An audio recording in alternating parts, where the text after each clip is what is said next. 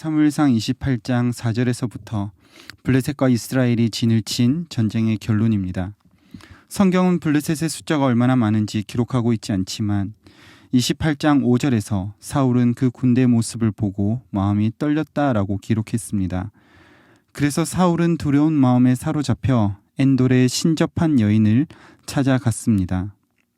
이후에 29장 2절에 보시면 블레셋 군인들의 수를 추측해 볼 수 있는데 수령들이 각각 수백 혹은 수천씩 수령하고 전쟁에 나갔다라고 하는 기록을 보아 그 수가 적지 않음을 우리는 알 수 있습니다. 그러나 사람 많고 적음이 중요한 것이 아닙니다. 요나단의 고백처럼 하나님의 구원은 사람의 수가 많고 적음에 달려있지 않았습니다.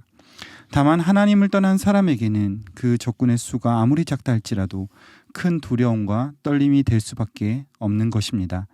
반대로 하나님의 구원을 바라보는 사람에게는 많은 군대에 둘러싸여 있다 할지라도 그와 함께 하시는 하나님이 더 크다는 사실을 바라보게 되는 것입니다. 본문 1절에서 이전에 진을 쳤던 블레셋 사람들은 이스라엘을 침공하였습니다. 그리고 이스라엘은 패배하였습니다. 그리고 2절에서는 그 패배가 얼마나 큰지 사울의 세 아들 왕자들이 죽었다는 것을 기록합니다. 이어지는 3절에서도 사울 자신도 중상을 입고 무기를 든 자에게 자기를 죽이라고 합니다. 4절에 보시면 그 이유가 나오는데 할례받지 못한 자들의 손에 죽는 것과 그들이 자신의 시체를 모욕하는 것이 두렵기 때문이다 라고 합니다. 그러나 무기를 든 자가 이것을 거부하자 사울은 자신의 칼 위에 엎드림으로 스스로 목숨을 끊습니다. 하나님의 뜻이 아니라 자신의 뜻대로 살아온 사울이 마지막 순간까지 자신의 생명을 자기의 뜻대로 결정한 일입니다.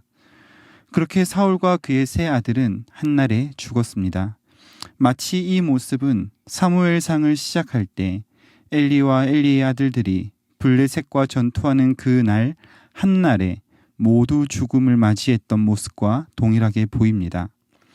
하나님의 진노하심을 입은 사람과 그의 가문이 어떻게 동일한 모습으로 망하는지를 보여줍니다. 그리고 이후 9절에서는 사울이 마지막에 염려하였던 것처럼 할례받지 않은 블레셋 사람들이 사울의 시체를 모욕하는 장면을 보여주므로 그와 그의 아들들의 죽음이 하나님의 형벌이라고 하는 사실을 보여줍니다. 다른 곳에 기록된 성경에서도 그 사실을 증명합니다. 역대상 10장 13절에서 14절엔 이렇게 기록되어 있습니다. 사울이 죽은 것은 여호와께 범죄하였기 때문이라. 그가 여호와의 말씀을 지키지 아니하고 또 신접한 자에게 가르치기를 청하고 여호와께 묻지 아니하였으므로 여호와께서 그를 죽이시고 그 나라를 이새의 아들 다윗에게 넘겨주셨더라. 사울이 이처럼 자기 스스로가 목숨을 끊고 죽은 이후에 길르앗 야베스 사람들이 사울에게 입었던 은혜로 인하여 그와 그의 아들들의 시체를 수습하고 애도하는 것으로 오늘 본문은 마무리되고 있습니다. 오늘 본문을 통해서 우리는 사울의 비참한 죽음을 발견합니다. 그의 비참한 죽음을 통해서 우리에게 주시는 하나님의 교훈이 있습니다. 바로 하나님의 사람들은 하나님의 진노 위에 엎드리는 것이 아니라 하나님의 은혜 아래에 엎드려야 한다는 사실입니다. 하나님의 말씀을 듣는 것을 거부한 사울은 엔돌의 신접한 여인을 찾아가기까지 이르렀습니다. 자신의 신하들에게 그 신접한 여인을 찾아내라고 사울이 말할 때 그 표현은 내가 지금 너무 갈급하다. 그가 반드시 내게 필요하다 였습니다. 하나님의 은혜를 구하고 하나님의 말씀을 듣는 것보다 귀신의 가르침을 더욱 강구했던 사울은 결국 자신의 칼, 하나님의 진노 위에 엎드릴 수밖에 없었습니다.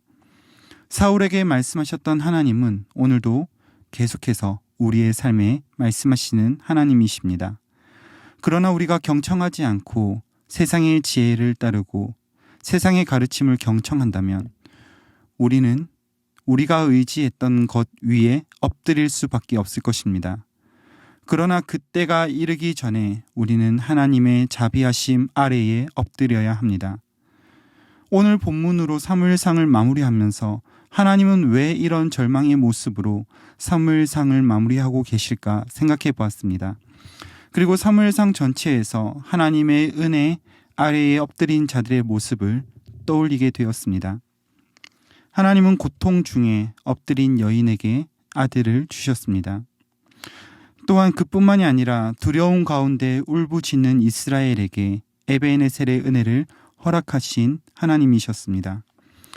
블레셋과의 전쟁 중에서 여호와의 구원을 바라보며 함께 군사와 함께 나아갔던 요나단에게 하나님께서는 은혜를 주셨습니다.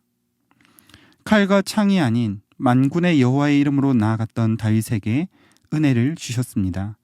뿐만 아니라 자신의 원통함과 억울함이 아니라 하나님을 경외했던 다윗에게 하나님은 계속해서 승리를 주고 계셨습니다. 그러나 하나님의 말씀을 듣기를 거절했던 엘리와 그의 아들들은 전쟁에서 그리고 그가 앉아있던 의자에서 진노 가운데 엎드러짐을 당하게 하셨습니다. 처음에는 겸손으로 행하였으나 후일의 완고함과 어리석음으로 일관했던 사울 역시 그가 가지고 있었던 그 무기 위에 그가 의지했던 것 위에 엎드러지는 모습을 보여주심으로 우리가 걸어가야 할 길이 무엇인지를 분명하게 보이고 계십니다. 주 안에서 사랑하는 성도님들께 부탁드립니다.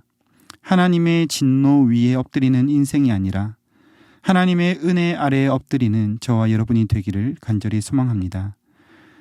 그렇게 우리가 엎드릴 때 하나님께서는 우리를 약하다, 어리석다 꾸짖지 아니하시고 오히려 긍휼히 여기셔서 그 아들의 십자가를 바라보게 하시고 회복의 은혜를 주실 것입니다. 만약에 사울이 칼 위에 엎드릴 만용이 아니라 하나님의 자비 아래 엎드릴 수만 있었다면 어떠했을까라는 아쉬움이 남지만 그는 오늘 우리에게 반면 교사로 자리 잡았습니다.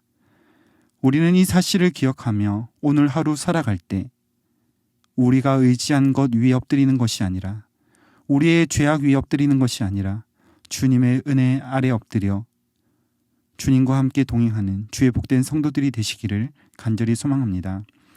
말씀을 맺겠습니다. 끝까지 자신의 목숨까지도 자신이 주관자라고 생각했던 사울은 하나님의 은혜 아래 엎드리지 아니하고 그가 의지했던 그의 칼 위에 엎드렸습니다. 그러나 그의 죽음과 더 나아가서 그가 우려했던 대로 블레셋 사람들은 그의 시체를 가지고 모욕하였습니다. 이는 분명히 하나님의 진노라는 사실을 보여줍니다. 자신의 죄 위에 엎드러진 사울의 모습은 우리에게 반면 교사가 되었습니다.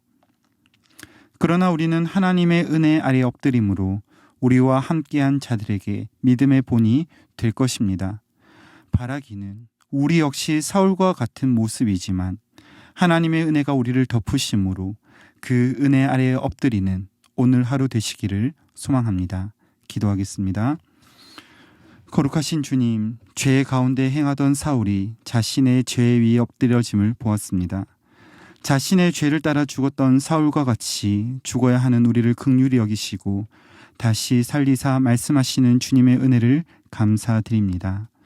우리의 죄 위에 엎드러지는 것이 아니라 하나님의 은혜 아래 엎드리길 원하오니 자비하신 주님께서 우리와 함께 계셔서 나의 욕심대로 행하는 것이 아니라 하나님께 구하고 하나님께 받는 은혜로 살아가는 삶을 살아가게 하여 주시옵소서. 오늘 하루 우리의 삶을 주님께 맡기오니 주님 오늘도 우리를 인도하여 주시옵소서. 우리를 인도하실 주님 감사하옵고 우리 구주 예수 그리스도 이름으로 기도드립니다. 아멘. 이 시간 함께 기도하실 때 주신 말씀 붙들고 기도하시고 주간 기도 제목에 따라 모든 소그룹 모임을 위하여 기도하시겠습니다. 다락방 모임, 전도회 모든 모임들마다 예수 안에서 한 가족과 같이 은혜를 나누는 모임이 되게 하시고 우리 교회 안에 소외되는 영혼이 하나도 없는 가정 같은 교회가 되도록 위하여 기도하시겠습니다. 특별히 다락방을 섬기시는 순장님들과 교회를 책임지고 섬기시는 장로님들을 위해 기도해 주시고 코로나19의 빠른 종식을 위하여 기도하여 주시겠습니다.